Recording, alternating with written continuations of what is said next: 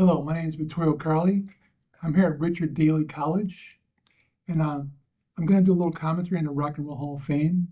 I saw a lot of the videos online about the Rock and Roll Hall of Fame, and I disagree with a lot of them, and so I want to kind of give my own ideas on the subject. And I'm not totally down on the Rock Hall like some of the other commentators. Before I start, I want to say that I do have a show, poetry show every month at Tangible Books. It's on the second Saturday of every month, and it's at 3324 South Halsted in Chicago. And and also I have a friend named TJ who has a show called TJ's Laboratory of Rock. He has a lot of good interviews and also commentary on music and clips from concerts, and live footage. You might want to check it out. It's a good thing to see. And so anyway, here's some of my thoughts on this year's Rock and Roll Hall of Fame. And so in general, I kind of tend to like kind of more punk-centered stuff, and I like alternative new wave and what they used to call college rock and that kind of stuff, grunge. I also like classic rock and reggae and jazz. Like I love bebop especially, and I'm a little like less fond of certain other genres. Like I don't like um, K-pop or heavy metal or prog rock or dance music as much, dance pop. Anyway, so I'm not a purist though. I don't think that they should only have like a really narrow definition of rock and roll that they apply to Rock Hall of Fame because a lot of genres do mix and overlap. Rock itself is a mixture of country and rhythm and blues and gospel music. And originally, rock and roll brought together white and black culture into one thing, even though the white people tend to get more of the benefits. And then in the 60s, it kind of split up again, when they kind of started calling certain music white rock and mostly white, and the black music became called soul music, And so it's kind of sad it split up again. So I'm gonna include like, I think they should include funk and rap and soul and other genres that touch upon rock and roll as long as it has a rock and roll spirit. Like I think that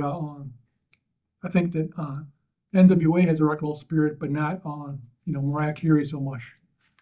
And anyway, and there's already been a lot of kind of non-traditional rock people in the hall, like Johnny Cash, the Supremes, Aretha Franklin, Donna Summer, Bob Marley. I think they should all be in there. They're all important figures. They all did influence rock and roll. Could argue as to what category they should be under. And every year they nominate 15 or 16 performers. And I think a lot of times they judge the popularity a little too much. I kind of have my own standards, but I judge according to some of the Rock Hall standards. But things I looked at and ranking them are the stupid sheet. Popularity, hit singles, hit albums, longevity. Also does it have a rock and roll spirit? And another thing is I look at if they have like one classic song or album, and do they define a genre or do the best work in that genre? Like I think New Order is just about the best or one of the best post-punk bands. You know.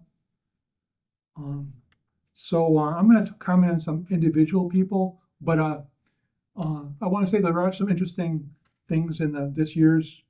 Like there's nobody I think that's really bad that totally doesn't deserve to get in, but I think that they have a couple of battling brothers. Oasis is nominated, and also the Black Crowes. They're known for having fraternal conflicts, and also two people hung themselves. Chris Cornell, unfortunately, and Ian Curtis of Joy Division. So anyway, I'm going to start out alphabetically with Bad Company.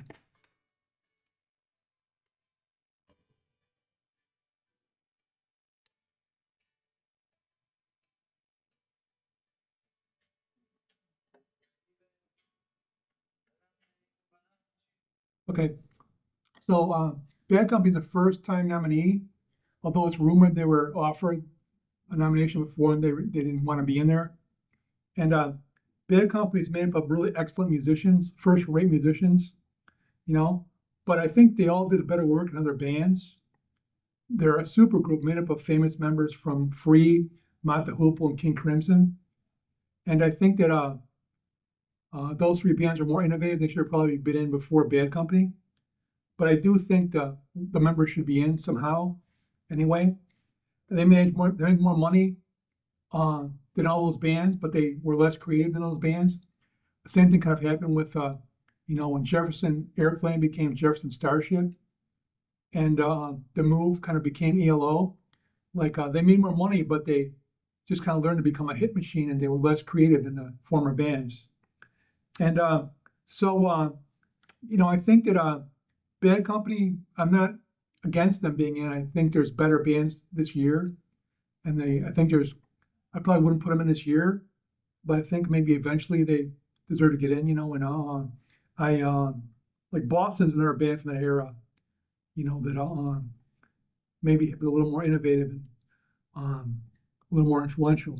But Bad Company's a decent choice. They have a first-rate vocalist, good guitar work.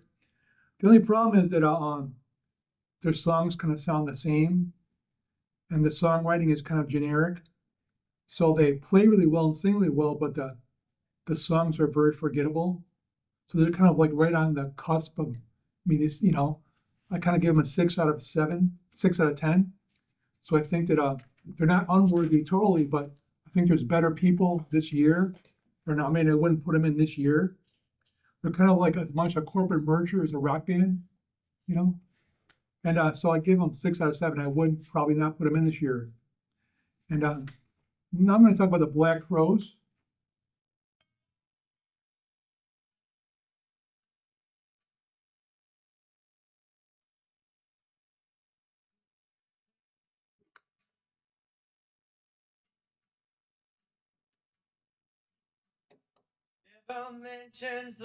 Okay, the Black Crowes, I don't have anything against them, but um, I wouldn't put them in yet. And they're a good band. They have written quite a lot of good songs. The song that we just played in the clip of it, "She Talks to Angels." It's a song about a junkie goth girl. It's pretty moving and well done. And they have other striking songs too. And um, but I was during the time they came out, I was listening to they're kind of an alternative to the alternative. At the time, I was listening to like Jane's Addiction and Bjork and Blur and Beck and PJ Harvey and Alice in Chains and Soundgarden. I think I like them all better than the Black Crowes. And the main problem with the Black Crowes is that I think they're a decent band. I think that they're lively. I think they're energetic. I think they kept classic rock going, but I don't think they're original at all. I think that they're just kind of a copy of Humble Pie and the Small Faces. And the Small Faces were better, you know. Steve Marriott was better than the singer from, but like I'm not totally against them being in, and maybe they should get in eventually. But I just wouldn't put them in when there's so many better bands from the era that are nominated.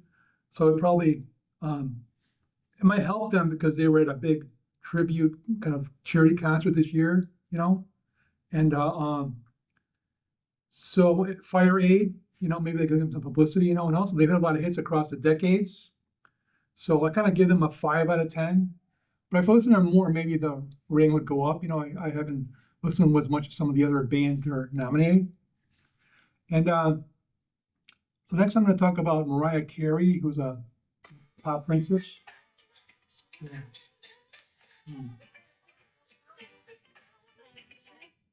Yeah, and then the last song, well, Mariah Carey, she probably sold as many records as half of the list combined.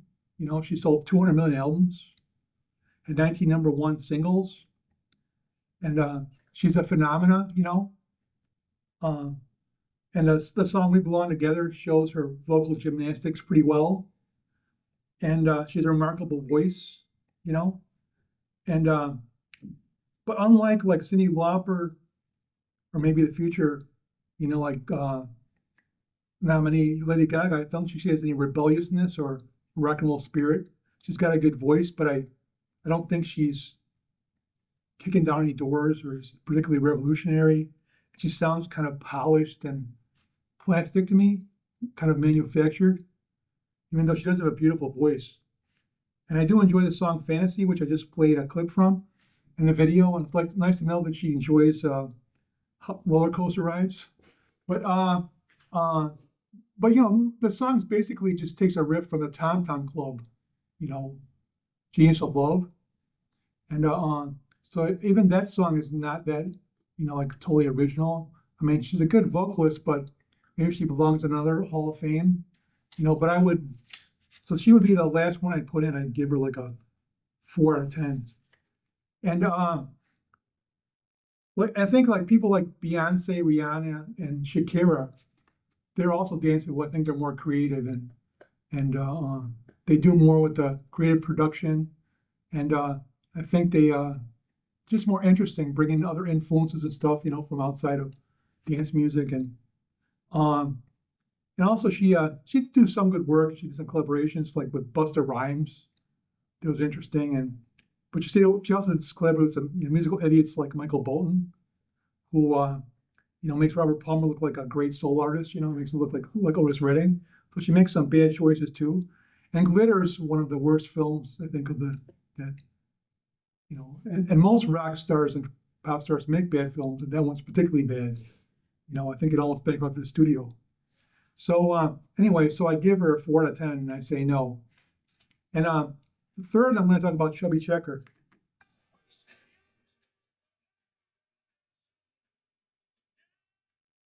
The Twist is one of the most important dance songs ever, and he's already in for great singles. And he doesn't have that much beyond that. He's been around for 30 years, but his other hits are like "Let's Twist Again" and a couple of other songs with twist in there. He was also in the movies Twist Around the Clock and Don't Knock the Twist. So I think he's kind of limited in scope, And so I'm kind of fine with him being in the singles category or being in an influence category, but I don't think he's a major enough artist to go in as like as one of the 6 or 7 this year. He doesn't have enough great material, and his hits weren't even written by him. So even though he's really influential, like I think other people from the same era, like Screaming Jay Hawkins, I know he's less popular, but he paved the way for like theatrical rock for the Doors and David Bowie and even Lady Gaga, like more theatrical music. And he used to perform in a coffin, like Bauhaus did it later on with Bela Lugosi's Dead. But I think like he influenced shock rock, and so I'd rather put in like somebody like Screaming Jay Hawkins or maybe Cliff Richard, who was in the Shadows. He was more popular than the Beatles for a while, even though he's more. I think people don't like him because he's a Christian pop singer, and he kind of condoned the hedonism in rock and roll. But worth consideration. Also, the skiffle people should probably get in before Chubby Checker. So I give Chubby Checker a 4 out of 10. I wouldn't put him in this category. Maybe he's an influence, in that category, or just keep him as a singles artist. He doesn't have enough great albums, I think, to do beyond this, be in the fame, Hall of Fame. I'm going to talk about Joe Cocker next.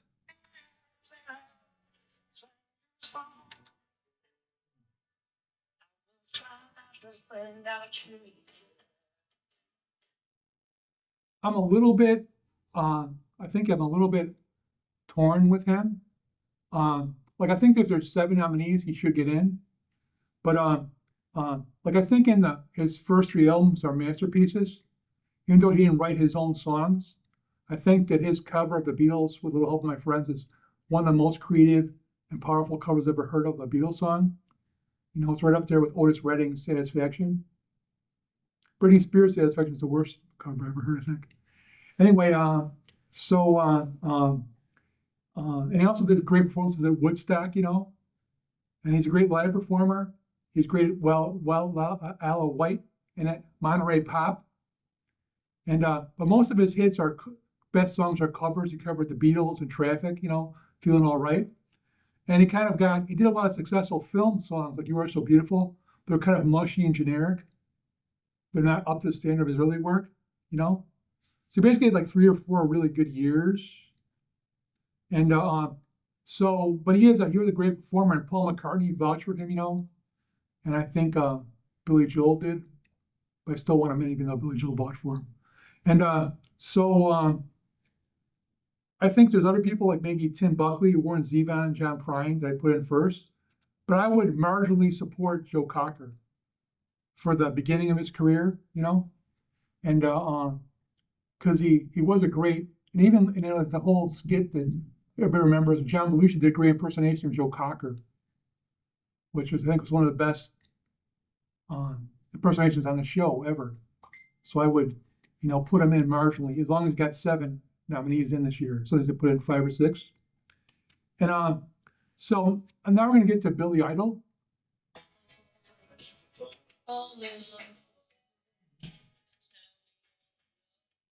Another kind of borderline artist. The one thing that Billy Idol has is he is kind of iconic, like Ozzy Osbourne is kind of trying to get him in, and Ozzy Osbourne is also iconic. I think he's a real rock and roll rebel, and he has rock and roll spirit. I liked his first band, Generation X, a lot. They came out at the same time as they were kind of followers of the Sex Pistols and Clash. They put out one of the best answer songs of all time, My Generation. Your Generation, which was an answer to Who's My Generation, and Ready, Steady, Go, and also Dancing with Myself. So they're a pretty good punk band.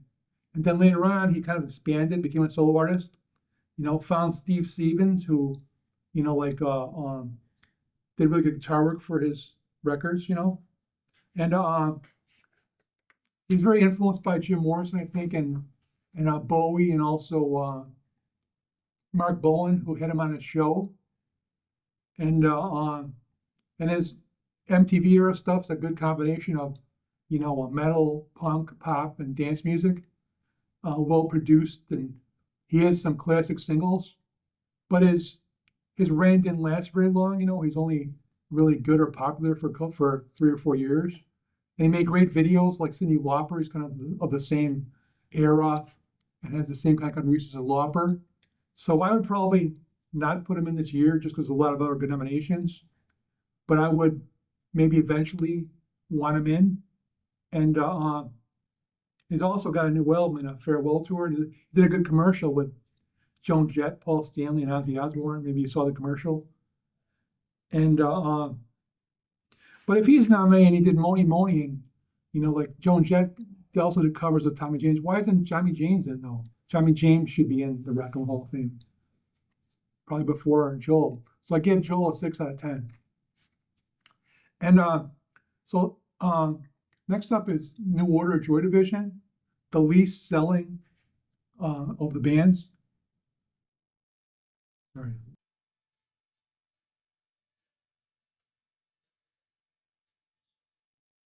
Okay, Joy Division / New Order. It's a combined entry because after lead singer killed himself, the band recreated themselves as New Order. And they still have some things in common, but they're have a different style, a little less morose, a little more upbeat. And both of them were marvelous bands. And Joy Division is probably one of the most important post-punk bands, along with Public Image and Gang of Four, and New Order is very influential in electronic music and dance music. They have the #1 selling 8-inch single ever, and I think that the lead singer was suffering from deep depression, and it's reflected in his lyrics. And like I said, eventually he did commit suicide. And I have a special attachment to both bands because, like, I used to subscribe to Trouser Press magazine. They send me free flexi disc every year. They sent me a flexi disc of Joy Division before the albums were even out, in stores in America. I used to have to drive downtown to buy these new wave band albums, because they didn't have them around my neighborhood. And I had to order a New Order's album, Power Corruption Lies, in the mail. I got a cassette in the mail. they're both really kind of important in life. And um, so they're not as popular as Deepak Mode or The Cure. I think they sold 3 million albums their whole lives for 30 years, only 3 million albums. So they're the least selling album group of all these. There's two biopics that mention them or show them, like 24 Hour Power People, and Control is a biopic of Ian Curtis. And like Nine Inch Nails, they have a large cinematic footprint. Their work's been used in Stranger Things, along with Kate Bush, which helped her get into Rock and Roll Fame the other year. And also, they're one of my favorite films, Donnie Darko, which I think is a masterpiece. And most are really important 80s acts were not extremely popular in the U.S. Like I think if Joy Division gets it in the order, they should put in Sonic Youth, the Smiths, the Replacements, the Pixies.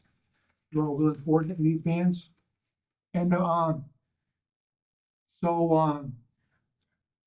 they influence goth music a lot too. And if there was no Joy Division in the order, there might not be any Nine Inch Nails, Murder by Numbers, Ministry, Killing Joke, or Sisters of Mercy. Echo and the Bunnymen, The Cult, Tear Up Explodes, and Bauhaus, Radiohead were all influenced by Joy Division in order. And they were influenced by krautrock, the Can and Neu, and they helped get those influences to American ears. And so I think they're the best of all the acts nominated this year. I would give them like 9.5 out of 10. I think they're just wonderful, creative, like no one else, essential. Maybe the only truly essential band on this list. Just amazing. And they show that, just because you're not that popular in terms of sales, you could still be tremendously influential. New York Dolls will like that too. And next up, I'm going to talk about Cyndi Lauper.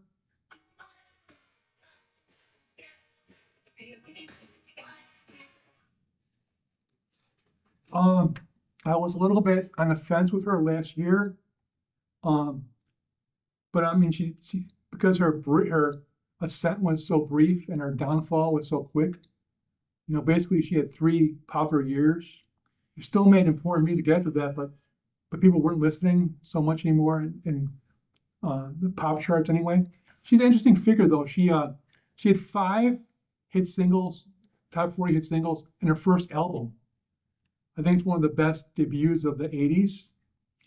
She's more of a new wavy pop singer than a full-fledged rocker, which just straddle categories. She has a 4-octave voice. She did a Grammy-winning blues LP that was the best-selling blues album of the year. This was, I think, in the 90s. And she wrote a Tony-winning play, Kinky Boots. So her accomplishments are beyond just rock and roll. And she did a great cover of Money Changes Everything by the Brains and Since You Were Gone by Prince. And also she did a cover of a Marvin Gaye song with Chuck D of Public Enemy, So she did kind of branch out a little bit. And in the beginning, I liked her better than Madonna. I think she sang better than Madonna, even though Madonna's had a more substantial career. She's also like really influential in feminist, fashion, LGBT, wrestling, and fashion. She actually was in a band Blue Angel before she was a solo artist. They didn't sell much, but they were a fairly good band. And then she got popular in wrestling circles. They would play her songs before wrestling matches. Then she got on the pop playlist. And so at this point, I know they want to get in more. There needs to be more women in the Rock and Roll Hall of Fame, and I think she's a pretty good nominee. And there's also a documentary about her called Let the Canaries Sing that's coming out now that might help her out. And she was in the song We Are the World, with Michael Jackson and all those other people. And she was a standout. So I would, and she's an influence on people like Chappell Rowan, is that how you say it? Chappell Rowan. Sorry, and Lady Gaga. And so I'd give her 7.5 out of 10. I probably would put her in this year, though she wouldn't be my top choice. I think she's had an interesting career. And also, I really like her quirky spirit. And I like her kind of goofy persona, and and her dress style, and she did take some chances, more chances than most pop singers. So next I'm talking about Mana.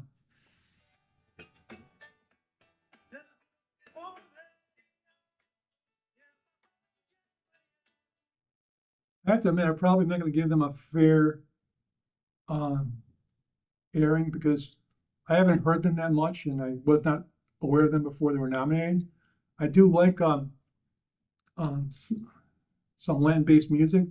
Um, I think I would probably put in Mano Chao or Cafe Tacuba, before them or Shakira. But they are considered an important band. They sold over 30 million albums. That's as much as Cream or Soundgarden. And the Hall should probably establish a world music, section. And they do have a couple of really interesting songs. I hope I'm not mispronouncing them, but they have Clandestino, Viva Sin Ari, and Mi Verdad, and did a collaboration with Shakira. And Mi Verdad is quite lovely, I think, and melodic. And it might pave the way for other non-American language bands to get in. So I'd probably give them 5.5 now, but maybe if I listen to them more or expose them more, I'll put them higher another time. But I wouldn't pick them as a first-time nominee, like with all the competition. Next up is Oasis.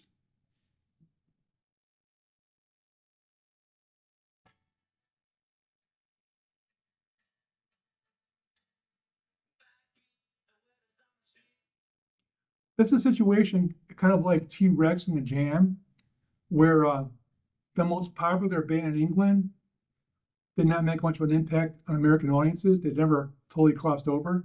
They have one like really giant hit single, Wonderwall, which is taken from a Beatles George Harrison album. They're very Beatlesque. Like they've been they combine, Beatles and punk rock and glam sensibilities together. And they do have a kind of a great rock and roll spirit of rebelliousness. Like when they were nominated, the lead singer said that he doesn't want to get a reward by a bunch of geriatric cowboys, wannabe cowboys. And he called the rock voters Cumberbatches. It was Cumberbatches. Anyway, so Bumble Clarks, he called them. Sorry, Bumble Clarks. And so, and they have a reunion tour now, which might help them get in. And they did kind of lead a whole movement in England called Britpop, along with Blur, Suede, Pulp, and The Verve. And it's a really significant movement in Europe, at least. And it was a reaction against grunge. They thought America was kind of colonizing England with their culture and music. So they wanted an English culture. And so Britpop emerged. It kind of coincided with the rise of Tony Blair, the liberal, like Labour Party candidate who ended up being like a stoolie of Trump. And some of the Britpop bands lost popularity, I think, because they went along with Tony Blair, and he supported the war in Iraq. So anyway, but I think they're worth putting in. Their first 3 albums are classic. They have a lot of good stuff beyond the Wonderwall. There's Don't Look Back in Anger. And Rock and Roll Star, and they have the arrogance. They have the swagger. They sing really well. And their popularity is limited, but that's the case with a lot of the '90s bands. Like Nirvana wasn't around that long, so I think they should get in. I give them 8 out of 10. And so I'm talking about Outkast now.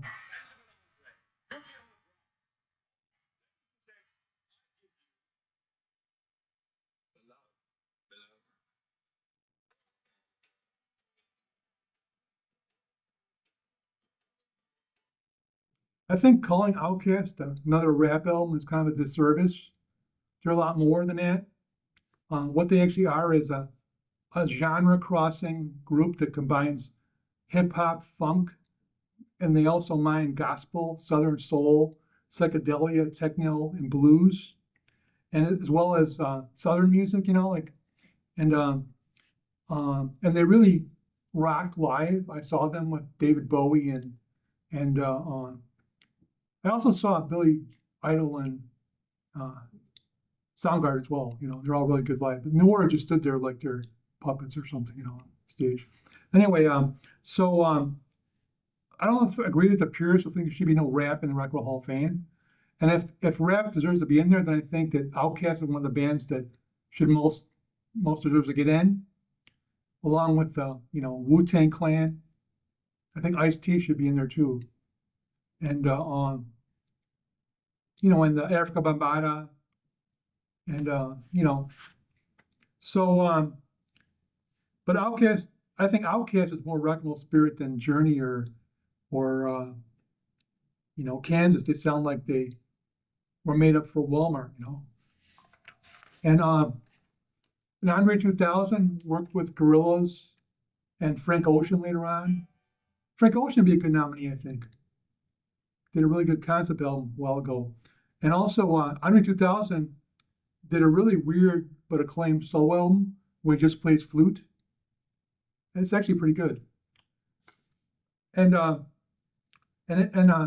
Speaker Box sold 12 million copies, so it's supposed to be the highest selling rap album ever.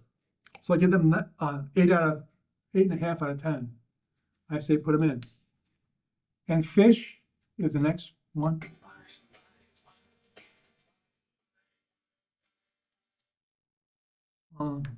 See, my sister's boyfriend likes Fish a lot. So, but they didn't really make my cut. I think Fish sound fine. They have good instrumentation from what I've heard. I know they're immensely popular with the web audience, and they got the most votes in the audience voting.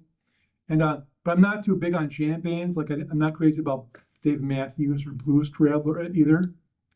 And I think that the problem with a lot of these jam bands is that none of them really have great singers. And they have no one song that I think is definitive, which everybody knows, like Level Tears Apart or Wonderwall or Black Hole Sun or Seven Nation Army. And so I kind of think somebody like Primus is a little more creative with their jamming. And they did a really good cover of the Rolling Stones' Loving Cup, which is a really good obscure track from Exile on Main Street. So I'll look into it more, but for now I say no, 5.5 out of 10.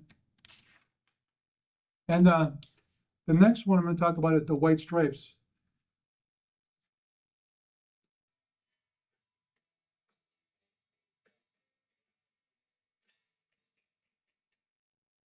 Okay, rock and roll is kind of less relevant now. Some people even say it's dead. Really, probably the last really major rock bands came out in the 90s. But the White Stripes are probably the most important rock duo to come out in the last 25 years. And they do have their share of classics. And although I don't think they're as good as or significant as Nirvana or Radiohead. And I love their great raw performance on the Grammys. They really stood out. Everybody else sounded kind of overproduced and kind of clean, and they sounded dirty, like garage rockers. And they're part of something called the 2000s garage rock revival, which was very short-lived. And along with the Yeah Yeah Yeahs, the Hives, Arctic Monkeys, Jet, and the Strokes. And most of those bands were really good, but they didn't really last that long either, like even less than the grunge bands. Meg White is very appealing, gives vulnerable backup vocals, and her minimalistic drumming style I think is underrated and works really well in the songs. They're a terrific band. Might be a bit soon to let them in. I mean, there's still bands like Procol Harum, Motorhead that are waiting to get in. Seven Nation Army, though, is this decade smoke on the water. I really like their lo-fi approach to music. The Black Keys owe a lot to the White Stripes, and they even had some conflicts with Jack White, the Black Keys members, who said they ripped them off. And Beyonce even said that the White Stripes influenced Cowboy Carter, which kind of makes sense because they're so rootsy, and they're also into country music and blues and kind of more basic genres, So I would put them in, but I think bands like Jay Giles and maybe Blues Oyster Cult get in first, but I don't have a problem with them being in. So I mean, they could wait a year or two, but I say put them in, now or a little later. 8 out of 10 for the White Stripes. Finally, I'm going to talk about Soundgarden.